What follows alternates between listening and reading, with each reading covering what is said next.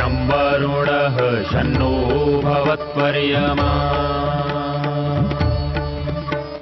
शन्न इन्द्रो बृहस्पतिः शन्नो विष्णुरुक्रमः ॐ शान्ति शान्ति शान्तिः।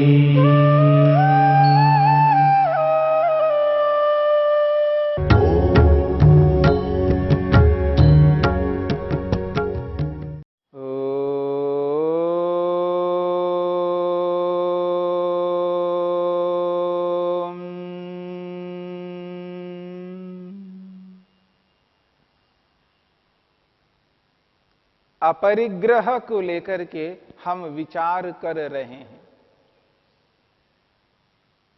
यम का अंतिम 5वां विभाग है अपरिग्रह। परिग्रह का विरोधी अपरिग्रह। परिग्रह का अर्थ इकट्ठा करना, संग्रह करना, कलेक्शन करना, और अपरिग्रह का उससे विरुद्ध अर्थ है इकट्ठा न करना, संग्रह न करना। योगाभ्यासी को संग्रह नहीं करना, इसी का नाम है अपरिग्रह। अपरिग्रह का अर्थ यह नहीं है कुछ भी इकट्ठा न करना। ऐसा इसका अभिप्राय नहीं है कुछ भी इकट्ठा न करना, कुछ भी संग्रह न करना। संग्रह का सर्वथा निषेध नहीं है अपरिग्रह में। यहां अपरिग्रह न परिग्रह अपरिग्रह, इसमें जो समास है ये अल्प अर्थ को बताने वाला है, ना कि निषेध अर्थ को बताने वाला है। न का अर्थ बहुत सारे होते हैं, भिन्न अर्थ को बताना भी होता है, निषेध अर्थ को भी बताना होता है।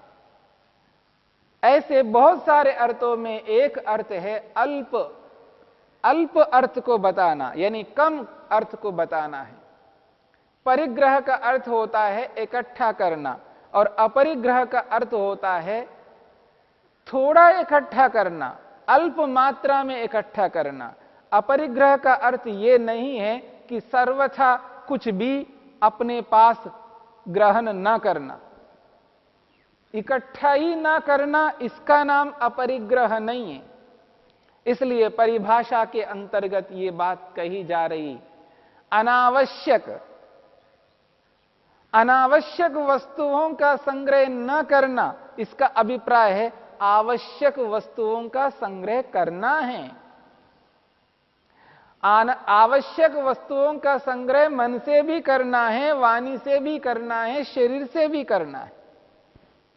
पर अनावश्यक वस्तुओं का संग्रह मन से भी नहीं करना, वाणी से भी नहीं करना, और शरीर से भी नहीं करना। ऐसे ही आवश्यक विचारों का संग्रह मन से भी करना है, वाणी से भी करना है, शरीर से भी करना है। और इसी प्रकार से अनावश्यक विचारों का संग्रह न मन से करना है, न वाणी से करना है, न शरीर से करना है। पर आवश्यकता अनावश्यकता को समझने की चेष्टा करनी है। जो अपना अंतिम मोक्ष लक्ष्य है, अंतिम उद्देश्य है, अंतिम प्रयोजन है, उस प्रयोजन की सिद्धि के लिए जो जो आवश्यक वस्तु और विचार हैं, उनको इकट्ठा करना हमारा परम कर्तव्य है। जो उस उद्देश्य को रोकने वाले जितने भी पदार्थ हैं, जितने भी विचार हैं, उनको इकट्ठा बिल्कुल नहीं करना, उनका संग्रह नहीं करना। पर आवश्यक वस्तुओं का तो संग्रह करना ही है। अब रही आवश्यकता और अनावश्यकता कसौटी क्या है, किसे आवश्यक कहा जाए, किसे अनावश्यक कहा जाए। किसी के लिए कोई आवश्यक होता है और वही किसी के लिए अनावश्यक होता है। इसकी सीमा इदम इत्थम के रूप में नहीं बांधा जा सकता। व्यक्ति व्यक्ति के लिए आवश्यकता अनावश्यकता अलग अलग प्रकार की है। इसलिए अपनी योग्यता को, अपने सामर्थ्य को, अपने पद को, अपनी स्थिति को जानते हुए, समझते हुए व्यक्ति को अपने विवेक से इन बातों को समझ करके ये निर्धारण करना है कि आवश्यकता कितनी है और अनावश्यकता क्या है। क्योंकि ये जो आवश्यकता है ये व्यक्ति पर निर्भर करती है। एक साधारण से साधारण व्यक्ति है और एक विशेष से विशेष स्तर के व्यक्ति भी है। एक राष्ट्रपति भी है और एक चपरासी भी है। एक विद्वान है, स्कॉलर है, एक अनपढ़ है। एक बहुत बड़े क्षत्रिय धर्म को निभाने वाले राजा है, एक सामान्य व्यक्ति है। ऐसे आप देखेंगे अलग अलग योग्यताओं को रखने वाले हैं और अलग अलग परिस्थितियों में अलग अलग योग्यता वालों की अलग अलग आवश्यकताएं होती हैं। पर अलग अलग आवश्यकताओं को रखते हुए भी वहां यह देखना पड़ता है हमारी योग्यता के अनुसार आवश्यकता किस रूप में है और अनावश्यकता किस रूप में है, ये विवेक से अनुभव करना है। देखिए, इस आवश्यकता अनावश्यकता को लेकर के एक उदाहरण आपके सामने रखता हूं। वस्त्र है, जो हम वस्त्र पहनते हैं। वस्त्र, बिना वस्त्र के हम इस संसार में नहीं रह सकते। सामाजिक प्राणी होने के नाते वस्त्र चाहिए, वस्त्रों की आवश्यकता है। तो अलग अलग स्तर में अलग अलग वस्त्र की आवश्यकता है, इसमें कोई आपत्ति नहीं है। क्योंकि आजकल व्यक्ति पहचाना जाता है उसकी योग्यता, उसके पद, उसके विभाग के आधार पर। जब विद्यार्थी विद्यालयों में जाते हैं उनके वस्त्र अलग प्रकार के होते हैं, उनका यूनिफॉर्म है, उनका परिवेश जो है विद्यार्थी के अनुरूप है, वो उनका वस्त्र है, वो तो चाहिए। ऐसे अलग अलग लोग अलग अलग कंपनियों में, अलग अलग संस्थानों में जो काम करते हैं उनका अपना अलग अलग परिवेश है। पुलिस का अपना परिवेश है, उनका एक परिधान है, उनका वस्त्र अलग है। सेना में रहने वालों के लिए वस्त्र अलग है, विद्यार्थियों के लिए अलग है। अलग अलग कंपनियों में काम करने वालों के अलग अलग वस्त्र है। ये एक अलग विषय है। यदि यूनिफॉर्म को लीजिएगा तो 2 जोड़ी चाहिए, कितनी जोड़ी रखते हैं? और जब सिविल ड्रेस में आते हैं, अपने सामाजिक परिधान को ग्रहण करते हैं, उसमें कितने वस्त्र चाहिए? वस्त्र शरीर को ढकने के लिए होते हैं, इस बात को समझने का प्रयत्न करना। वस्त्र शरीर को ढकने के लिए होते हैं, वस्त्र दिखाने के लिए नहीं होते हैं। वस्त्र अहंकार के लिए नहीं होते हैं, वस्त्र रुतबे के लिए नहीं होते हैं। इस बात को समझने का प्रयत्न करना। जब व्यक्ति अनावश्यक वस्त्रों का प्रयोग करता है, अनावश्यक दिखावा करता है, उस दृष्टि से व्यक्ति वस्त्र में अनावश्यक उद्यम मेहनत पुरुषार्थ करता है और जितनी जोड़ी चाहिए, जितने वस्त्र चाहिए, उससे अधिक वस्त्रों का संग्रह करने लगता है व्यक्ति। जैसे वस्त्र है वैसे ही धन है, वैसे ही मकान है, वैसे ही जमीन है। ऐसे न जाने कितने कितने प्रकार के पदार्थ हैं जिनका संग्रह व्यक्ति अनावश्यक रूप से करता है। एक अधिकारी है, एक बहुत बड़े अधिकारी है, उसे भी वस्त्र चाहिए। एक सामान्य व्यक्ति चपरासी है, उसे भी वस्त्र चाहिए। दोनों का अंतर है। एक राष्ट्रपति है और एक चपरासी है, दोनों में अंतर है। इस अंतर को तो रखना ही है, योग्यता के अनुसार अंतर तो होता ही है, अन्यथा हमें पहचान कैसे होगा? क्योंकि वस्त्रों में भिन्नता है, यह पहचान के लिए है। पर इस भिन्नता के रूप में नहीं ले जाना जिससे कि आप किसी को हीन भावना में पहुंचा दो। किसी को हीन करते हुए, किसी को दुख देते हुए, किसी को कष्ट पहुंचाते हुए यदि हम किसी भी वस्तु को अपनाते हैं, उससे दोष होता है, उससे हिंसा होती है। इसलिए महर्षि वेदव्यास ने संग्रह में बहुत सारे दोष बताए हैं।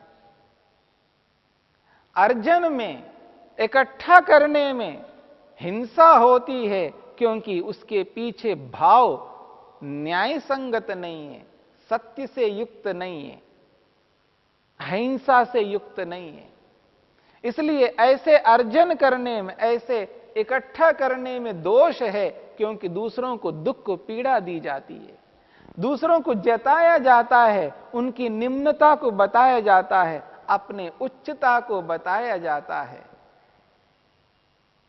किसी को दुख देने के लिए, कष्ट पहुंचाने के लिए, किसी को नीचा दिखाने के लिए, किसी को गलत ढंग से एहसास कराने के लिए जब हम संग्रह करते हैं, इकट्ठा करते हैं, ये दोषपूर्ण है। इस अर्जन में दोष है, इससे हिंसा होती है। ऐसा अर्जन नहीं करना चाहिए। जहां अर्जन करने में दोष है, वहां रक्षण करने में भी दोष है, क्योंकि अर्जन ही गलत ढंग से किया गया है, इकट्ठाई गलत ढंग से किया है। उसमें जिस प्रकार से दोष है, वैसे ही उस अर्जन की रक्षा करने में, उनको सुरक्षित करने में भी वही दोष है। इसलिए अर्जन में भी दोष है और रक्षण में भी दोष है। और जब गलत ढंग से व्यक्ति संग्रह करता है, गलत ढंग से उसकी सुरक्षा करता है, तो उसका नाश भी अवश्यम भावी है, उसका नाश भी शीघ्रता से होने लगता है। क्योंकि विरोधी तत्व दुनिया में बहुत होते हैं। जो गलत ढंग से अर्जन करता है, उसके विरोधी तत्व भी उसी रूप में होते हैं। इसलिए वो विरोधी लोग उसका विनाश करने में लगे रहते हैं। जब जो अर्जित वस्तु की स्थिति ऐसी होती है, उसका विनाश हो जाता है अर्जित का, तब व्यक्ति को दुख होता है, कष्ट होता है, उसके विनाश में भी दोष आता है। अर्जन में भी दोष और रक्षण में भी दोष, और उसके क्षय में, विनाश में भी दोष होता है। अर्जन किया, उनका रक्षण किया, क्षय तो नहीं किया, लेकिन संग दोष से भी व्यक्ति को कष्ट होता है, संगति से भी व्यक्ति को दुख होता है, कष्ट होता है, पीड़ा होती है। संग का अर्थ है जो अर्जन किया है, जब उनसे युक्त होता है व्यक्ति, उनको खर्च करता है, उनका उपभोग करता है, उस संग से भी व्यक्ति को कष्ट होता है, पीड़ा होती है, औरों को भी होती है, औरों को भी दुख दिया जाता है। जब उसके संग रहने के कारण से स्वयं को और औरों को भी दुख होता है, कष्ट होता है, तो समझ लेना ये भी दोषपूर्ण है।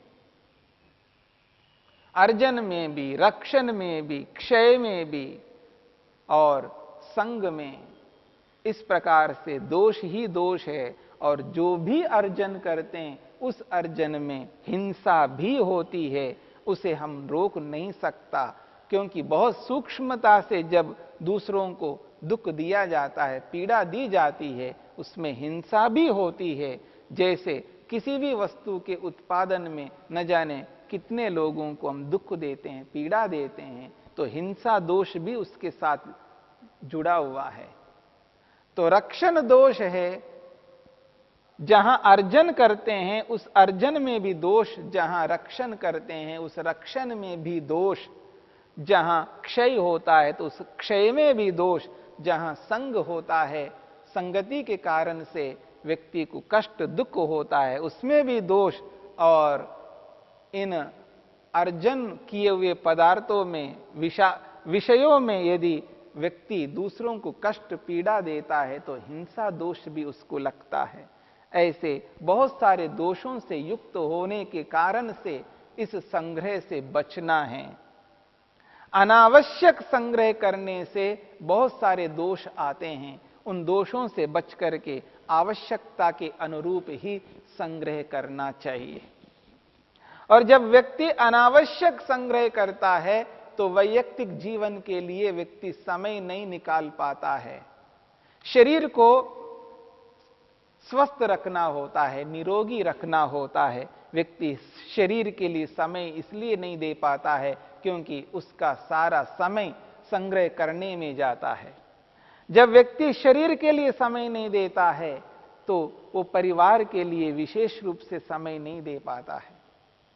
और व्यक्ति को जहां शरीर को स्वस्थ रखने के लिए व्यायाम करना चाहिए, जहां व्यक्ति को नियमित रूप से खान पान करना चाहिए, जहां नियमित रूप से निद्रा और जागरण करना चाहिए, वो वैसा नहीं कर पाता है, तो उसका आहार अव्यवस्थित हो जाता है, उसकी निद्रा अव्यवस्थित हो जाती है, और इसके कारण से उसके अंदर संयम भी नहीं रहता, ब्रह्मचर्य भी नहीं रहता।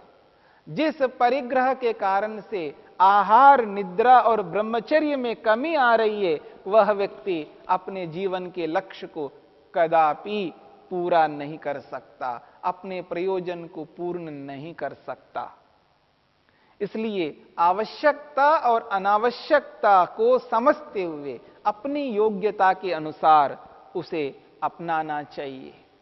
यदि कोई व्यक्ति यह कहता है मैं अपने शरीर को भी स्वस्थ रखूंगा और ईश्वर की भक्ति उपासना भी करूंगा, परिवार को भी देखूंगा, समाज को भी देखूंगा, राष्ट्र और विश्व के लिए भी समय निकालूंगा, इन सबको करते हुए फिर संग्रह करना चाहता है, ऐसे संग्रह में दोष नहीं है। लेकिन विश्व को, राष्ट्र को, समाज को, परिवार को, वैयक्तिक जीवन को त्याग करता हुआ व्यक्ति संग्रह करे, वो अत्यंत घातक है। इस बात को भी समझना चाहिए। इसलिए अनावश्यक और आवश्यक इन दोनों बातों को समझते हुए अपनी योग्यता को, अपने पद को, अपनी प्रतिष्ठा को, अपनी स्थिति को अनुभव करते हुए व्यक्ति को इन बातों को लेकर के चलना है और प्रमाण पूर्वक चलना है, शास्त्र पूर्वक चलना है, तब जाकर के इस आवश्यक संग्रह को दोष नहीं माना जाएगा। और यदि अनावश्यक संग्रह करने लगते हैं, शास्त्र विरुद्ध करने लगते हैं, नियम विरुद्ध करने लगते हैं और ईश्वर प्रयोजन से युक्त ना होकर के यदि संग्रह करते हैं, अपने उद्देश्य को छोड़ करके संग्रह करते हैं, वही हानिकारक है, स्वयं के लिए, परिवार के लिए, समाज के लिए और राष्ट्र और विश्व के लिए हानिकारक है। हानि से बचते हुए, हमें सबको लाभ पहुंचाते हुए ही हमें चलना है, वही संग्रह लाभकारी है, अन्यथा हानिकारक हो जाएगा। इस रूप में अपरिग्रह का पालन करते हुए यम को जीवन में उतारना चाहिए।